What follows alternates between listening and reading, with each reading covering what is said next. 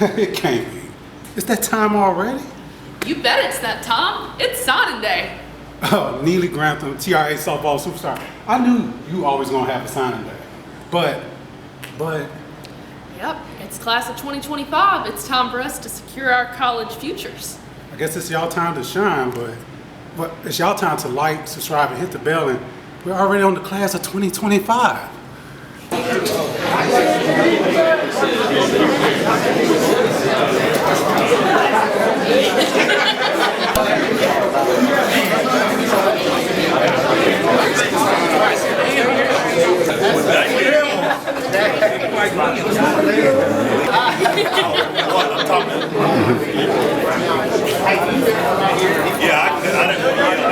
Hey, let me have y'all's attention real quick.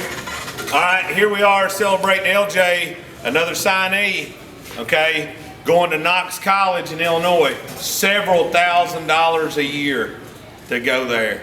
All right, but how did he make that happen? Not only with great play on the field, but academics. I tell you all the time, these four walls right here are way more important than them four white lines that are around that field. This up here is what makes it happen down there. If you can't make the grades and do what you're supposed to do in here, we can't trust you down there. What do you want? When it comes time to graduate, you want opportunities. He's made a bunch of opportunities for himself because what he did up here academic-wise. And then think about last year in practice. Go back, watch the film. I can't think of a day that LJ wasn't giving it everything he had in practice, game, or whatever else. Right? And we could all count on him. There wasn't ever a time I was like, man, I don't know if LJ knows what to do. Right? That is what makes our program what it is. We can all count on one another because he's always doing what he's supposed to be doing, just like everybody else out there. All right? Clap it up for him. Hi, it's Thomas Sells Jr. here with another signing day. LJ, congratulations. Nice to meet you too. I see you before I feel like I'm 27. Yes, sir. Playing a lot of defensive back, all out there in the secondary, making tackles and everything. Yes, sir. But not only did that hard work paid off, the hard work in the classroom paid off. How did you feel to have your signing? It feels amazing because, like, if you first see me, you wouldn't really expect it out of me to really make it this far. And so, one thing I always strive to be, if I really go to the field, I got to be in school. So I did 3.9 GPA. I take college courses. I got 22 on my ACT. It's just the work that you put in there, the reciprocate over there, you know what I'm saying? It all translates. Then you go to the weight room, putting the hard work in the classroom, then you go to the weight room, then you go to the field, working on craft, when you work in your homework, you go outside and do your extra work for football. It all correlates in the whole Made it sound simple, but it wasn't simple. A lot of the days, I know you had to put in extra time, dedication, hard work, and you had to be pushed. The teammates pushing, and your head coach, Coach Calhoun here at Munford, push you. He said something about the four walls. And if I can't trust you here in the school building, I can't trust you out there on that football field between those four lines. Why did you take that to heart? Because it's where it all starts. Before we get to practice, we get to school. If you can't trust us to act right in class, how are you going to trust us to act right on the field? But there's probably even less supervision in the classroom. You're not going to catch me doing every single thing, but what I do on every single play on the field, you know what I'm saying? So, it translates. It's a trust. You had to build a foundation at home. And I talked to your mom. Y'all moved from Virginia here to Tennessee in 2019. How did you feel about that adjustment, coming back to that home state of Tennessee? It wasn't that bad because I've always had family out here. You said my cousin here in Essence, he played. We all knew each other when we grew up. And I originally started playing football out there.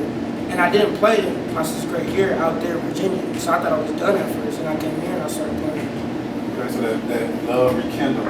And your mom became your biggest cheerleader. How did she help you get here? In 1,000 ways.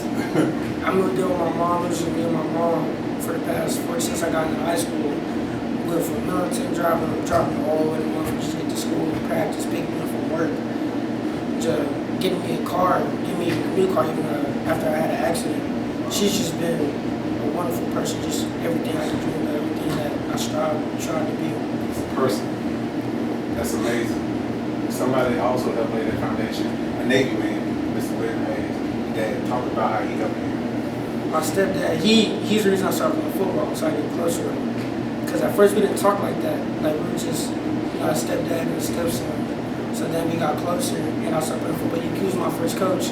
He's the reason why I played defense. He was defense minded. That's what I did. So at first I played D-end when I was in PB. I was a little bit more chubby. Then I got here, I started playing corner. Then I finally, this year I finally started playing linebacker. If I play outside linebacker, also nickel back, corner, safety, I was doing it all. Just without him, I would never be. I'd probably be off the game. Wow. So man, Knox College got a weapon, a multifaceted weapon because of what he poured into you and helped you get focus on your game. He did say he liked to toting the rock. You had some speed, so you do run track, right? I do run track. Okay, so you're just a busy young man all time of the year, are you? Yes, sir. So, but it's all paying off with you living out your dream, getting ready to head off to play college football up in Illinois. That's big football country up there, some big boys up there. You ready for that challenge? Yes, sir, of course. How so? And I ain't never back down from the challenge. And I feel like we got big boys down here. I don't play the best of the best in the city. You mentioned your cousin, he's a pretty big guy too, so Aaron, so yeah. So you see it every day in practice. Well, a lot of people might be wondering, they say LJ, what does the LJ stand for? Lauren Jr. is my first name, Lauren Jr. And after my biological dad. So what does that mean to you to carry that name on to the next level? To start a new name for myself. What do you mean by that? He's never been in my life, so it's like, I'm my own person. I don't want to be called up so in my life, so I branded myself as my name for a lot of people, like what I stand for. Like I'm LJ, when you think of LJ, you think of me. You don't ever hear people say Lauren and think of me, they think of LJ. So wow, so you're your man on a mission. You're going to correct a lot of, I guess, past wrongs from maybe other people in your life and do things better. Yes, sir. You're definitely on the right path. So my last question for you, what else is motivating you to go to this next level and take it even further? And I'm not talking NFL, I'm talking about your professional career. Just for the love of it, I actually, the learning process, I love to learn. That's our biggest thing. Once you start learning, you start growing as a human. So I try to learn and always adapt, do more, think more. That's why I play so many positions. You learn more things, you have everybody else around you. That's all a puzzle piece, life is a puzzle piece. So. Well, my last thing I would like to do, I've never done this before, one of these interviews, but these interviews go on YouTube, they last there forever. I guess until YouTube takes itself off the internet. I want you to look to yourself. What would you want to tell yourself in 5 years? Into the camera. What would you say to LJ in 5 years? What do you want to see from him? Him be great. I want you to be great. That's it. Just that simple. So I hope you look back on this in 5 years and be in a place where you're like, well on your way. I see an impressive young man in front of you. Congratulations. Thank you. Knox College. Thank you.